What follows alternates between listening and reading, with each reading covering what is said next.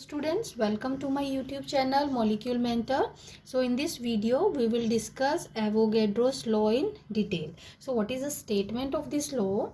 According to this law, under similar conditions of temperature and pressure, equal volumes of all gases contain equal number of molecules. So this is a statement of Avogadro's law कि equal volumes of all gases at standard conditions of temperature and pressure, they will have equal number of molecules. So for example, H2 that is made to react with Cl2 to form 2HCl. fine. So अब इसको हम कैसे explain करेंगे? One volume of H2 that is made to react with one volume of Cl2 to give rise to two volumes of HCl. अब हम इसको ऐसे भी बोल सकते हैं, ये तो था बाय वॉल्यूम. अब मॉलिक्यूल्स की टर्म में कैसे बोलेंगे? Suppose n molecules they are made to react with n molecules of H2 that is made to react with n molecules of Cl2 to give 2n molecules of HCl. सी देखो यहाँ पर volume जो है double हो गया और number of molecules भी यहाँ पर डबल हो गए. ठीक है. और दूसरी सेंस में इसको कैसे बोल सकते हैं? Half molecule of H2 that is made to react with half molecule of Cl2 to form one molecule of HCl. अगर इनको हाफ कर दिया तो यहाँ पर हमारे पास वन मोलिक्यूल आएगा. ठीक है. सो और दूसरी अब हाफ मोलिक्यूल को और किस टर्म में बोल सकते हैं हम? One atom of hydrogen that is made to react with one atom of Cl2 to give one molecule of HCl. ठीक है. So this is the explanation of this Avogadro's law. अब थोड़ा इसको और डिटेल में पढ़ते हैं कि Avogadro's law ने ये सारी चीज़ें हमें एक्सप्लेन की. तो उसमें उसने कौन सी ऐसी ऑब्जेक्शन थी जो मैं अभी बता ही देती हूँ आपको, जो बर्जीलियस ऑब्जेक्शन को, जो इसके बर्जीलियस हाइपोथेसिस के ऊपर जो ऑब्जेक्शन थी उसको ओवरकम करके एवोगैड्रो ने इस पूरे फॉर्मेशन ऑफ HCl को बड़े अच्छे से एक्सप्लेन किया. ठीक है. सो इसको पहले मैं आपको ये बता दूँ कि Avogadro's law solve the objection on Berzelius hypothesis by proposing two types of particles. ठीक है. अब एवोगैड्रो ने तो सोल्व करके बर्जीलियस के ऊपर जो भी ऑब्जेक्शन थी उसको प्रॉपरली सोल्व करके हमें ये लॉ दिया और इस लॉ के अकॉर्डिंगली हमने इसको फॉर्मेशन ऑफ HCl को एक्सप्लेन किया. ठीक है. इसको फर्दर डिस्कस करने से पहले इस लॉ को पहले हम बर्जीलियस को देखते हैं कि बर्जीलियस हाइपोथेसिस के अकॉर्डिंग एक्चुअली ये क्या कहना चाहता था. So that under similar conditions of temperature and pressure, equal volumes of all gases contain same number of atoms. ठीक है. उसने क्या कहा था? same number of atoms. और according to him, how he explained the formation of hydrogen chloride. Let's see. Hydrogen plus chlorine and hydrogen chloride, again same way, one volume, two volumes, n atoms. ठीक है. अब यहाँ पर क्या लिखा है? n atoms. ठीक. n atoms and 2n compound atoms. ठीक है. Instead of molecule he set 2n compound atoms. अब इसको फर्दर जैसे हमने इसको एक्सप्लेन किया था, अब further the formation of HCl explain करते हैं अकॉर्डिंग टू बर्जीलियस हाइपोथेसिस. ठीक है. One atom of hydrogen and two compound atoms. ठीक है. मोलिक्यूल ना बोल करके बर्जीलियस ने क्या टर्म यूज़ करी थी? Two compound atoms. और half atom and one compound atom. ठीक है. सो जब ये half atom to form one compound atom, so this was against the Dalton's atomic theory. According to one of its postulate that atom is indivisible. ठीक है. Atom को हम further break नहीं कर सकते हैं. तो यहाँ पर वन एटम ऑफ हाइड्रोजन और हाफ एटम ऑफ इसका क्लोरीन का लिया to form a one compound atom. तो ये ऑब्जेक्शन थी because at that time also मैं दोबारा से इस पेज पे आती हूँ, पहले मैं आपको ये बता दूँ. ठीक है. So each atom of hydrogen and chlorine has divided जो कि पीछे अभी एग्जांपल दिए हैं, which is against the Dalton atomic theory, जो मैंने आपको एक्सप्लेन किया। लेकिन उस टाइम पर डाल्टन और दूसरे साइंटिस्ट का क्या बिलीव था कि that the atoms of same kind can not combine, ठीक है, atoms of same kind can not combine, so that's why hydrogen and chlorine they considered only in the atomic form. Is it clear? So this was according to the Berzelius hypothesis, the explanation of formation of HCl, ठीक है, and this was the objection on the Berzelius hypothesis. Then came actually the Avogadro's law. Avogadro overcomes this objection on Berzelius hypothesis. How he overcome this objection? He proposed two types of particles from which the whole matter is made up of. This is important. He considered two types of particles, ठीक है, two types of particles from which whole matter is made up of. एक क्या था? Atom, ठीक है, और अभी further explain करती हूँ, फिर से दूसरे पेज पे जा कर के मैं इस पे दोबारा से आऊँगी। वन वॉज द मोलिक्यूल, ठीक है। अब देखते हैं उसने एटम को कैसे एक्सप्लेन किया था। So atom, this is the smallest particle of an element which can take part in the chemical reaction, ठीक है, this is the smallest particle of an element which can take part in a chemical reaction, ठीक है, यही smallest particle है जो chemical reaction में participate करता है। तो इट मे और may not have independent existence. Next is the molecule. अब मोलिक्यूल को कैसे एक्सप्लेन किया एवोगैड्रोस ने? Then smallest particle of a substance, element और a compound which has free और इंडिपेंडेंट एग्जिस्टेंस, ठीक है। अब स्मॉलेस्ट पार्टिकल एक एलिमेंट का भी कहा और एक कंपाउंड का भी कहा। एलिमेंट का मतलब ए मोलिक्यूल ऑफ एन एलिमेंट, कैसे हम इसको कैसे डिस्क्राइब करेंगे? Molecule of an element is composed of like atoms. Suppose हम हाइड्रोजन की बात कर रहे हैं तो H2 ले रहे हैं, या O2 ऑक्सीजन की बात करें तो O2 ले रहे हैं, तो इसको हम बोलेंगे one molecule of hydrogen element, one molecule of oxygen element, ठीक है, कंपोज्ड ऑफ लाइक एटम्स, ठीक है। अगर एलिमेंट के हैं मोलिक्यूल तो एक ही तरह के एटम्स होंगे। And if it is a molecule of a compound, तो हमारे पास ये कंपाउंड, और कंपाउंड क्या होता है? Which contains a fix number of atoms of two or more different elements, ठीक है। तो मतलब इसका जो स्मॉलेस्ट पार्टिकल होगा, मोलिक्यूल ऑफ ए कंपाउंड और मोलिक्यूल ऑफ ए एलिमेंट। सो अगर मोलिक्यूल ऑफ एन एलिमेंट बोलेंगे तो ऑलरेडी हमें ये समझना है कि हम एलिमेंट की बात कर रहे हैं, तो it means same kind of atoms they are combining to form a molecule, जो मैंने आपको एग्जांपल दी।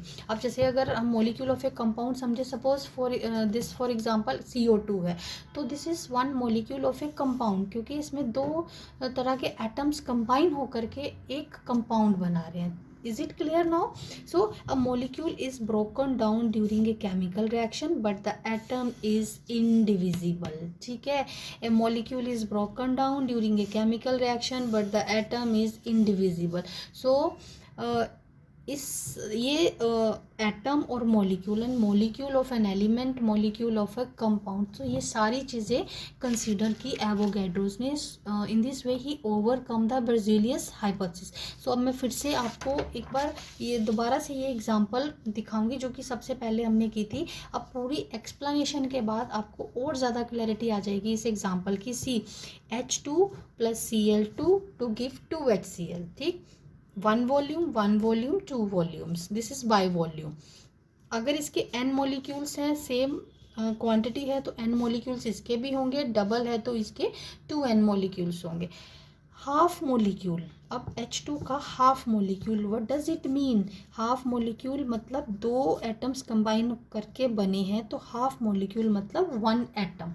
सेम वे Cl के दो एटम्स कंबाइन करके एक मॉलिक्यूल बना रहे हैं, और जब हम हाफ मॉलिक्यूल की बात करेंगे तो it means one atom and one molecule, it means इसको भी अब हाफ करेंगे तो ये दो मॉलिक्यूल्स हो गए कंपाउंड के HCl के, ठीक है। अब इसका हाफ मतलब वन मॉलिक्यूल, ठीक।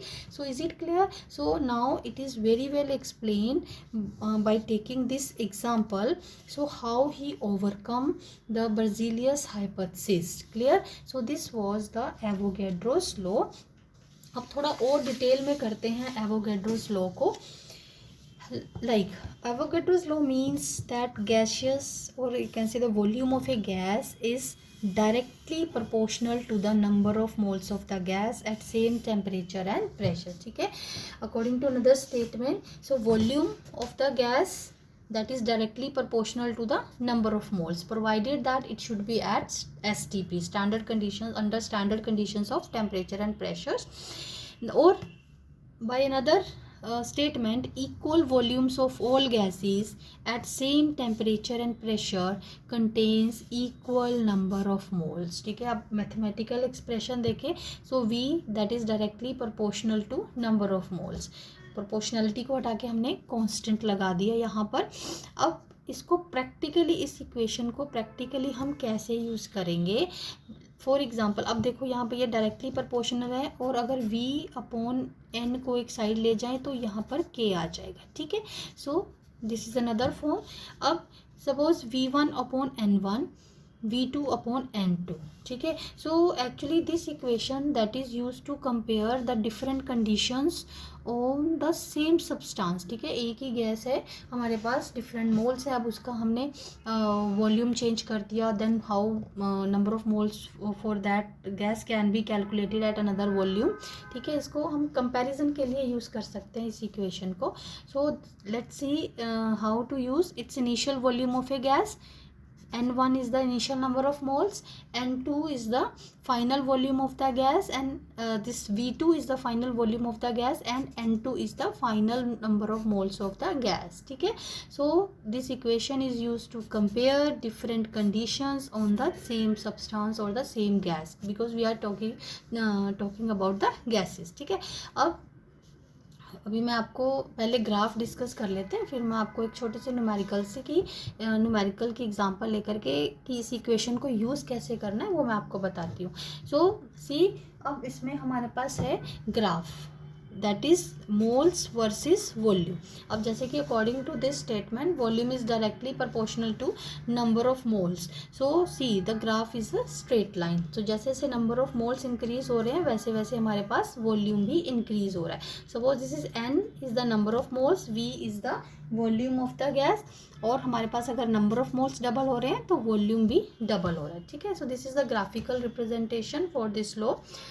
अब देखते हैं एग्जाम्पल.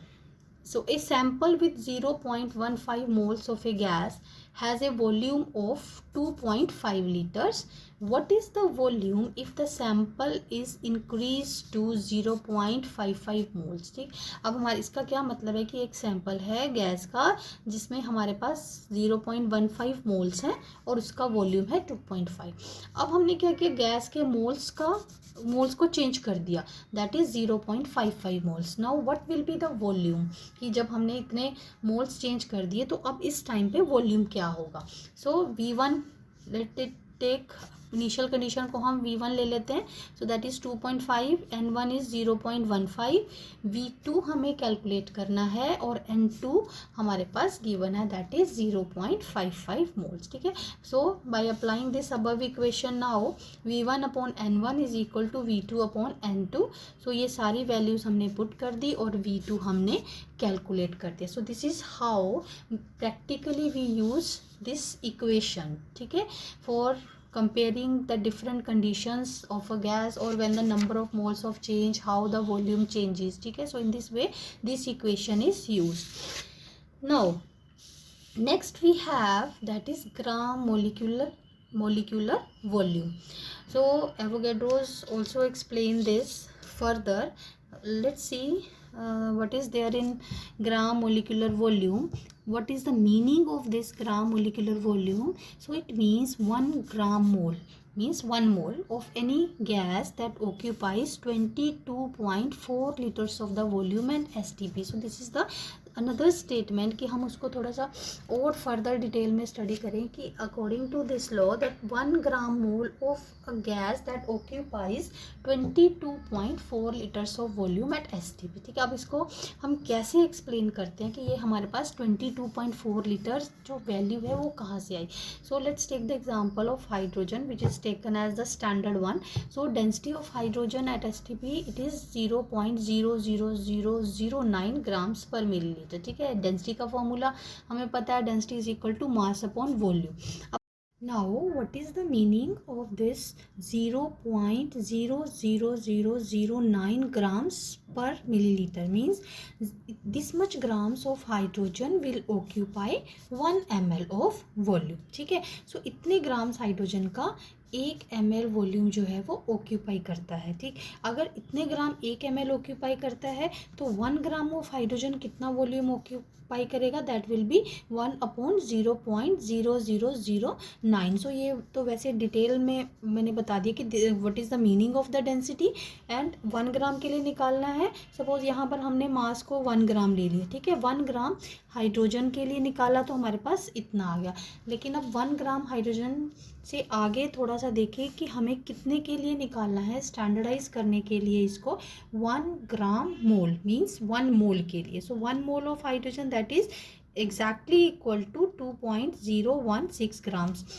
सो क्योंकि हाइड्रोजन जो है that exist in the form of a molecule H2। ठीक है, तो ये हो गया हमारे पास हाइड्रोजन का molecular mass। तो 1 gram of hydrogen occupies this much of volume and 1 gram mole or 1 mole or 2.016 gram of hydrogen occupies this much of volume। so इसको कैलकुलेट करके हमारे पास आ गया 22,400 मिलीलीटर और 22.4 लीटर्स। ठीक है, अब ये हमारे पास आ गया कि 1 मोल हाइड्रोजन जो है मोलिकुलर फॉर्म में that occupies 22.4 litres of the volume. Fine, अब इसको कैसे कंक्लूड करेंगे। सो 22.4 litres of any gas will contain 1 gram mole of that gas. So 1 gram mole means 1 mole of that gas. So further और simplify करें इस statement को, it means 1 mole of all the gases, 1 mole of all the gases will always occupy 22.4 liters of volume at STP। so ये हमारे पास एक standardised statement हो गई कि 1 मोल सारी की सारी gases but the quantity should be 1 mole, so they always will occupy 22.4 liters of volume at STP। so that's all for this lecture।